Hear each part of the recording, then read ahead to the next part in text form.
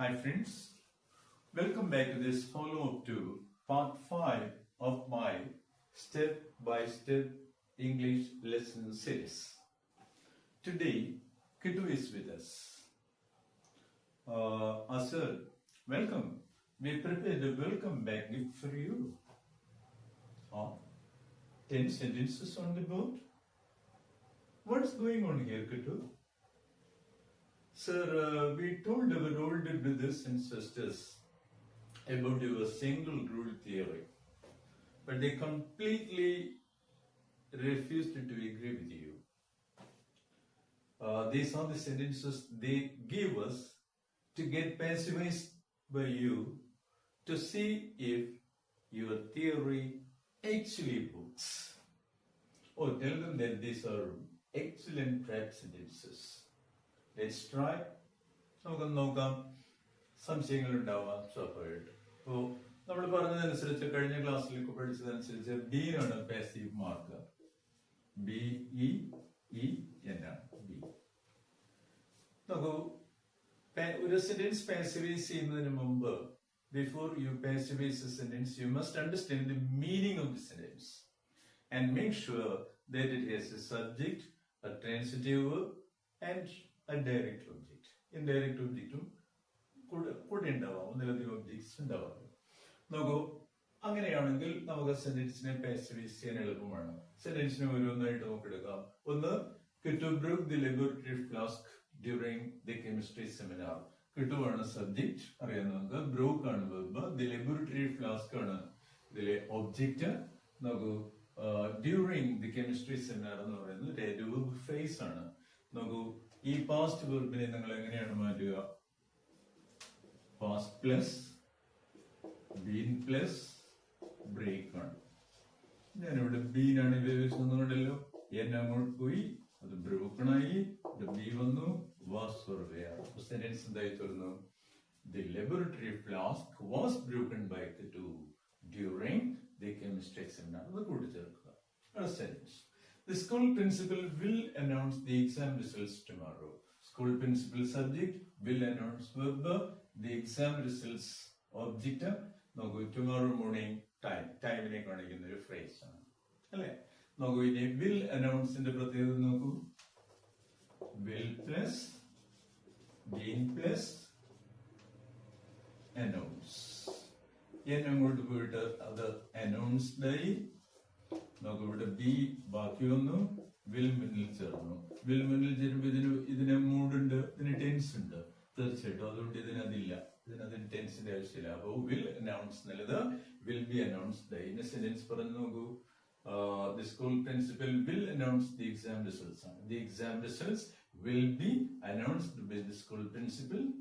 ബാക്കി ചേർത്ത് പറയാ tomorrow morning. Next is the fierce storm reached violently throughout the entire night. ഇത് നല്ല ട്രാപ്പാണ്. നോക്കൂ, ഈ സെന്റൻസിനകത്ത് റീച്ച്ഡ് ആണ് വെർബ്, പക്ഷെ അതൊരു ഇൻട്രാൻസിറ്റീവ് വെർബാണ്.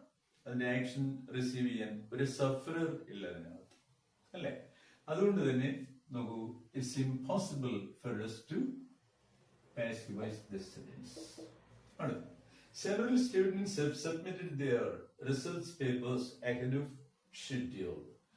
Have submitted ആണ്. Have submitted. നോക്കൂ, ഹാവ് സബ്മിറ്റഡ് എങ്ങനെയായിരിക്കും പാസീവിലേക്ക് മാറുക? Have plus been plus SUBMIT submit plus N ആണ്. സബ്മിറ്റഡ് എന്ന് പറയുന്നത് പെർഫെക്റ്റ് ടെൻസ് ആണ്. അപ്പോ ഈ എൻ ഈ ബിയിലേക്ക് തിരിച്ചു കൊടുക്കുകയും ഇത് അങ്ങോട്ട് എടുക്കുകയും ചെയ്യും. അപ്പോ പഴയതുപോലെ തന്നെയാണ് എന്ന് നമുക്ക് തോന്നും, പക്ഷെ ഇവിടെ ഒരു ബി എൻ എക്സ്ചേഞ്ച് ഉണ്ട്. ഹാവ്. അപ്പൊ സെന്റൻസ് എന്തായി തരുന്നു? Their research papers have been submitted by several students ahead of schedule. അപ്പോ എന്താ വന്നത് ഇവിടെ? Research papers have been submitted. അടുത്ത, the English teacher corrected the final essays when the bell rang. നമുക്ക് ഇതിനകത്ത് രണ്ട് ക്ലോസ് ഉണ്ട്, പക്ഷെ ഒന്നിൽ മാത്രമേ ട്രാൻസിറ്റീവ് verb ഉള്ളൂ അല്ലെ. ഇതൊരു ബെൽ റാങ് എന്നുള്ളത് ഇൻട്രാൻസിറ്റീവ് വെർബാണ്. നമുക്കിപ്പോ എങ്ങനെയാ നമ്മൾ മാറ്റുക? കറക്റ്റഡ് സിമ്പിൾ പാസ്റ്റ് ആണ്, അറിയാം നമുക്ക്. പാസ്റ്റ് പ്ലസ് കറക്റ്റ് ആണ്. അതിന്റെ കൂടെ ബീൻ ചേർത്ത് കഴിഞ്ഞാൽ അത് was or were corrected ആകും. The final essays were corrected by the English teacher when the bell rang. ഒരു വ്യത്യാസമില്ല, ഒരു ടൈം ക്ലോസ് ആണ്. Someone is stealing the prototype from the physics lab. Has stolen ആണ്. നേരത്തെ നമ്മൾ കണ്ടു ഒരു പെർഫെക്റ്റ് ടെൻസിനെ എങ്ങനെ പാസീവ് ആക്കും. ബീൻ കൊടുക്കും, എൻ അങ്ങോട്ടും ഇങ്ങോട്ടും, ഇതിലെ എൻ ഇതിലേക്കും ബിയിലേക്കും ബിയിലെ എൻ സ്റ്റീലിലേക്കും പോകും അല്ലെ. അപ്പൊ has been or have been stolen ആകും. പ്രോട്ടോടൈപ്പ് എന്ന് പറയുന്നത് സിംഗുലർ ആണ്. അപ്പൊ the prototype has been stolen from where? From the physics lab. By someone പറയേണ്ട കാര്യമില്ല അല്ലെ, ഒരു പ്രസക്തി. The strict invigilator caught the mischievous students copying the answers.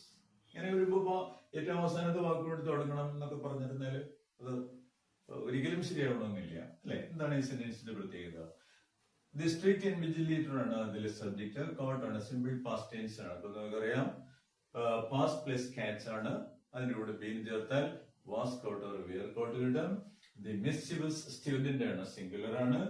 The mischievous student was caught by the invigilator. എന്ത് ചെയ്യുന്നത്?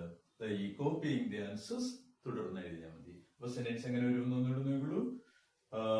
The mischievous student was caught by the strict invigilator copying the answers. മനസ്സിലായല്ലോ. അടുത്ത്, the class monitor should have locked the cupboard yesterday afternoon. Should have plus been plus locked ആണ്. അവിടെ ലോക്ഡിലെ N തിരിച്ച് ഇങ്ങോട്ട് ബിയിലേക്കും ഇത് തിരിച്ച് അങ്ങോട്ടും പോകും. ഷുഡ് ഹാവ് ബീൻ ലോക്ഡ് ആകും. വേറെ വ്യത്യാസമൊന്നുമില്ല.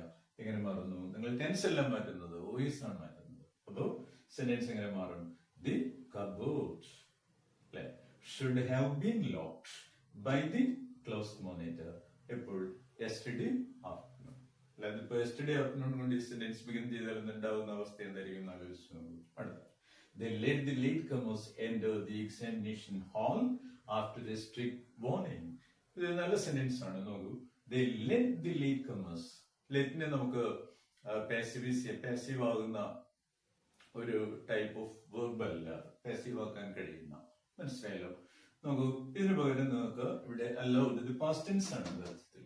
അലൗഡ് യൂസ് ചെയ്യേണ്ടി വരും. They allowed the latecomers enter the examination hall. ഇപ്പൊ എങ്ങനെ തുടങ്ങാൻ നോക്കാം? അലൗഡ് ആണെങ്കിൽ വാസ് ഓർ വെയർ അലൗഡ് ആയിരിക്കും അല്ലെ. The latecomers were allowed. ശരിയാണ്. പ്രശ്നം ഈ എന്ററിന്റെ മുന്നിൽ ഒരു ഇൻഫിനിറ്റീവ് ടു വരും. മനസ്സിലായല്ലേ? അപ്പൊ ഇൻഫിനിറ്റീവ് വിത്ത് ടു.